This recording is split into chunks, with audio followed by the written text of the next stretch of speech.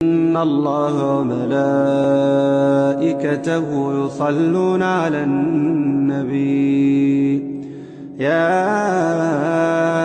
أيها الذين بسم اللہ الرحمن الرحیم ربی اشرح لی صدری ویسر لی امری واحلل عقدۃ من لسانی یفقہوا قولی ربی زدنی علما۔ السلام علیکم۔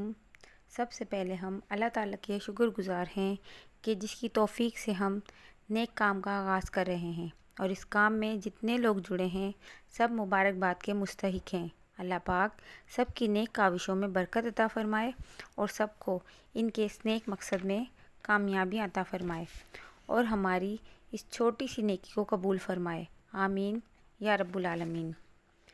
حدیث مبارکہ ہے خیرکم من تعلم القرآن وعلمہ۔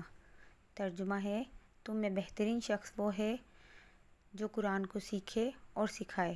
اللہ پاک ہمیں ان بہترین لوگوں میں شامل فرمائے، آمین۔ آج ہم تختی نمبر 4 حرکات سٹارٹ کر رہے ہیں۔ حرکات کہتے ہیں زبر زیر پیش کو۔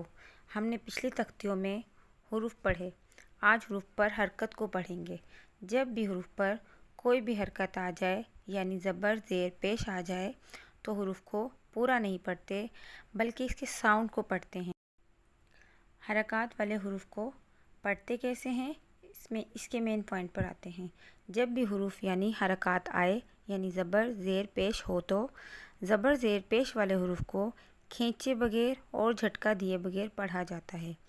آج کی تختی کو ہم ود اسپیل اور وداؤٹ اسپیل پڑھیں گے۔ اسپیلنگ مین ہجے اور رواں کے ساتھ پڑھیں گے تاکہ ہمیں حروف کا ساؤنڈ بنانا آ جائے اور پھر لفظ بنانے میں آسانی ہو۔ چلیے سبق کی طرف چلتے ہیں۔ سب سے پہلا حرف ہے الف۔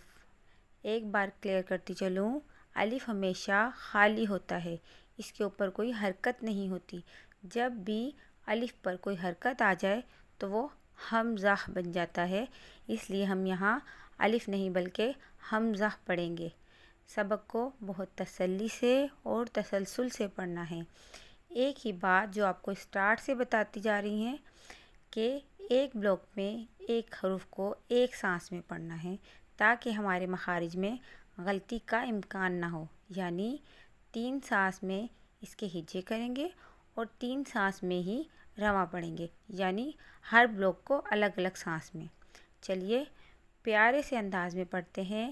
ہم قاعدے سے ہی اپنی آواز کو خوبصورت بنانے کی کوشش کرتے رہیں گے تاکہ قرآن تک پہنچتے پہنچتے آپ کی آواز میں خوبصورتی پیدا ہو سکے۔ جیسا کہ حدیث میں بھی بتایا گیا ہے کہ قرآن کو اپنی آوازوں سے مزین کریں، یعنی کہ اپنی آوازوں سے قرآن کو زینت بخشتے۔ اس تختی کو بہت ڈیٹیل سے سمجھا دیا گیا ہے، اب ہم اس کی پریکٹس کرتے ہیں۔ حمزہ زبر آ، حمزہ زیر ای، حمزہ پیش او، آ ای او۔ اس میں جو لوگ غلطی کرتے ہیں وہ ایک ہی سانس میں پڑھ دیتے ہیں۔ حمزہ زبر آ، حمزہ زیر ای، حمزہ پیش او، آ ای او، ایسے بالکل نہیں پڑھنا۔ پڑھتے وقت زبر زیر پیش، پیش کے شین تک کی آواز کو واضح کرنا ہے۔ چلیے میرے ساتھ اس کی پریکٹس کرتے ہیں۔ ہا زبر ہا، ہا زیر ہی، ہا پیش ہو، ہا ہی ہو۔